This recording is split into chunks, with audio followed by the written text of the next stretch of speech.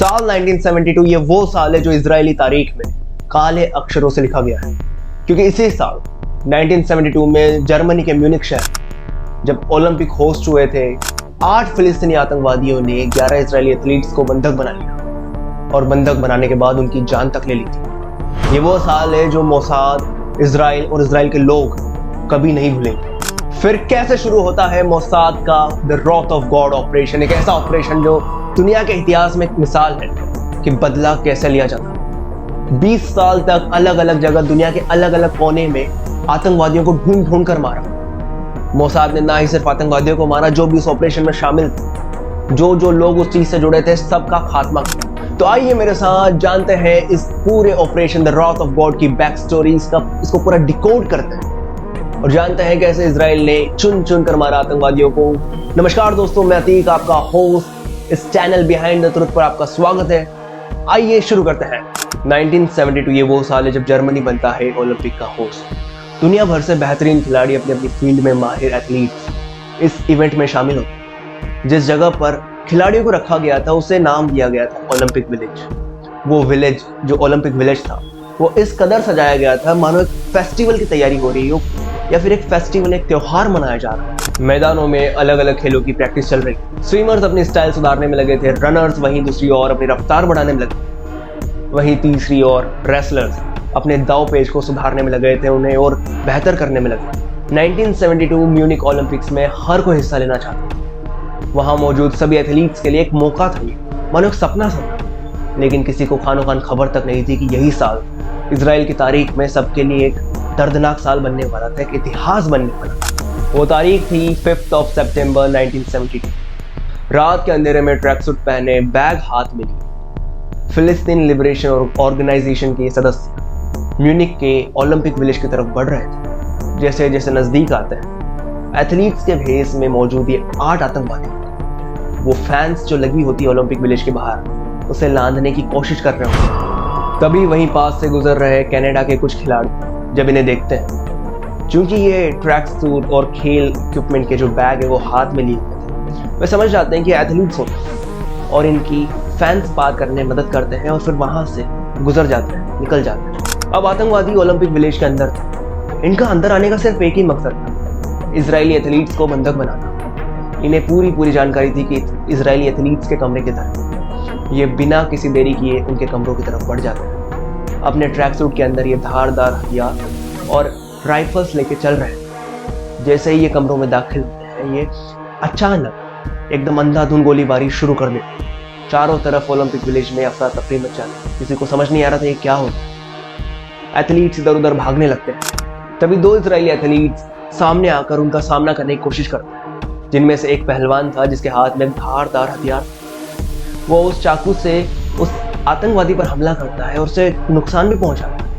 लेकिन तभी पीछे से एक दूसरा आतंकवादी उसे और उसके साथी एथलीट को, दोनों को गोली मारकर वहीं खत्म कर देता है। हमले के बाद पूरे ओलंपिक विलेज में हड़कंप मच जाता है। ये जैसे ही खबर जर्मनी की गवर्नमेंट के पास पहुंचती है, जर्मनी की स्पेशल फोर्सेस एक्टिव हो जाती है। लेकिन तब तक आतंकवादी इजरायली एथलीट्स को बंधक बना चुके थे। आतंकवादियों की गिरफ्त में टोटल 11 एथलीट मौजूद थे। 11 में से 2 तो वो पहले ही मार चुके थे।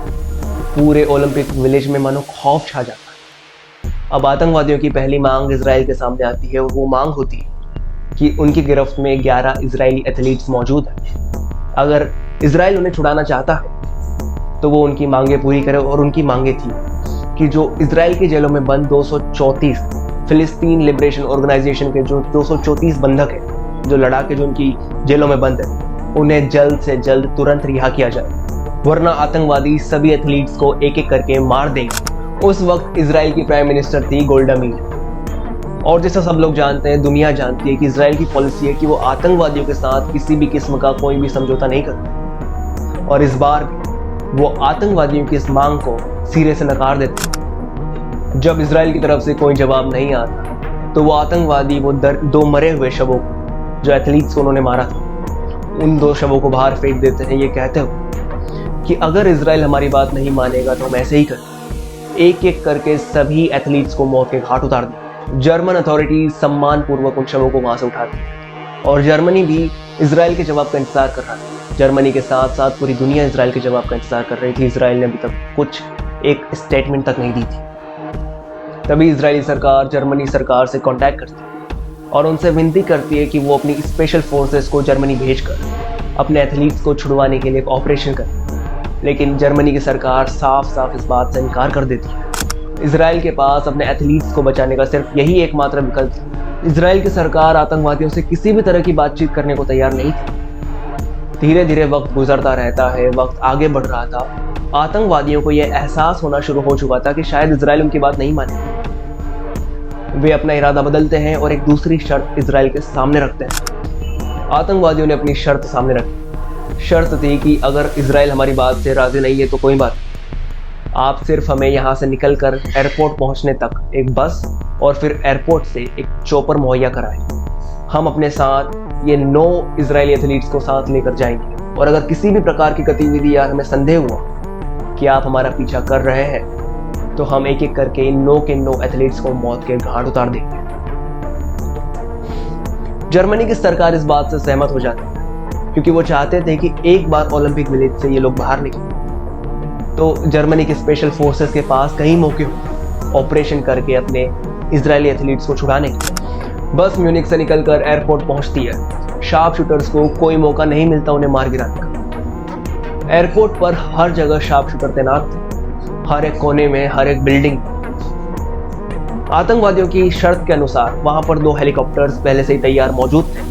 बस एयरपोर्ट पर आकर रुकती है। बस से 2 आतंकवादी बाहर निकलते हैं कंफर्म करने के लिए कि बाहर कोई खतरा मौजूद नहीं है। जैसे ही वो कंफर्मेशन उन्हें मिल जाती वे अंदर बैठे आतंकवादियों को इशारा करते हैं कि इन सभी एथलीट्स को बाहर लेकर आ जाओ। जैसे ही वो एथलीट समेत जो आतंकवादी बाहर निकलने लगते हैं तभी 2 गोलियों की आवाज़ आती है। जो 2 आतंकवादी सबसे पहले उतरते हैं एयरपोर्ट पर, उन दोनों को गोलियां लगती है और वो वहीं के वहीं ढेर हो जाते हैं, उनकी मौत हो जाती है। जैसे ही गोलियों की आवाज़ सुनते हैं बस में मौजूद आतंकवादी एकदम तुरंत घबरा जाते हैं और जवाबी फायरिंग शुरू कर देते हैं। उन्हें समझ आ गया था कि उनके साथ धोखा हुआ है।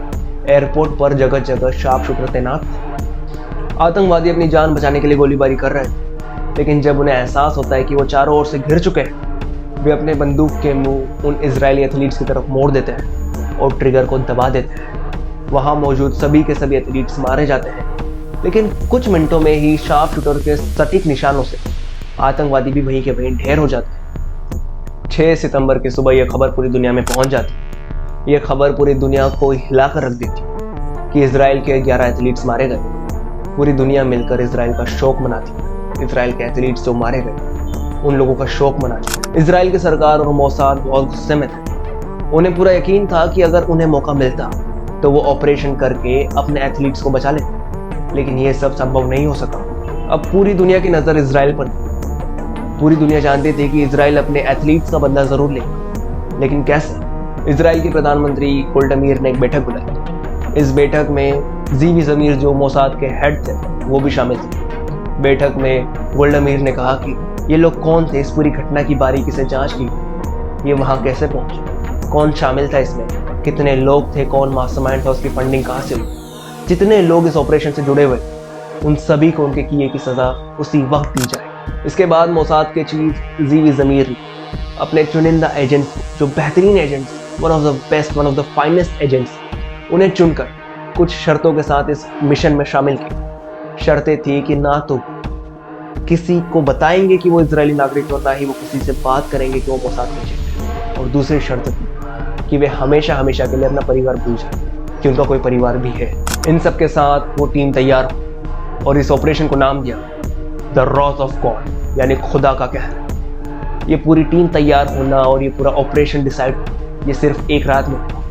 वही रात 6 सितंबर की, जिस रात को इजरायली एथलीट्स को मारा गया। इसकी प्लानिंग के बाद अपनी आवाम को चुप कराने के लिए, उनको शांत कराने और पूरी दुनिया को ये भरोसा दिलाने के लिए कि इजराइल चुप नहीं बैठेगा, इजरायली आर्मी 7 सितंबर को लेबनान और सीरिया में मौजूद 10 कैंप्स पर एक धावा बोल देती, एक हमला कर देती, जिसमें 200 से ज़्यादा लोगों की मौत होती है। उन मौतों में कुछ सिविलियन भी मौतें थी, जिसको लेकर बाद में इजराइल पर कई सवाल उठे। ये तो महज एक टीजर ही था।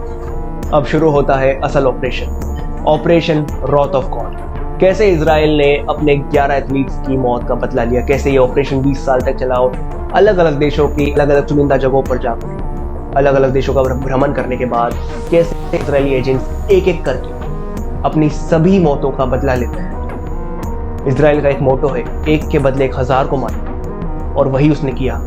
आइए मेरे साथ जानते हैं अगली वीडियो में पूरी कहानी, कैसे अंजाम दिया द रॉथ ऑफ गॉड को। इस वीडियो में हमने देखा कि म्यूनिक ओलंपिक का कैसा कारण था जिसकी वजह से इजराइल इतना गुस्से में आ गया कि 20 साल तक उन आतंकवादियों का पीछा नहीं छोड़ा। आइए मेरे साथ जानते हैं अगले वीडियो में, जुड़े रहिए हमारे साथ इसी सीरीज में, the operation wrath of God, our next video. अगर आपको वीडियो पसंद आए तो please do like the video, subscribe to our channel, और ऐसे ही और बेहतरीन वीडियोस के लिए बने रहिए हमारे साथ, जुड़े रहिए हमारे साथ। मिलते हैं आपसे अगले वीडियो में, तब तक के लिए जय हिंद, गुड बाय।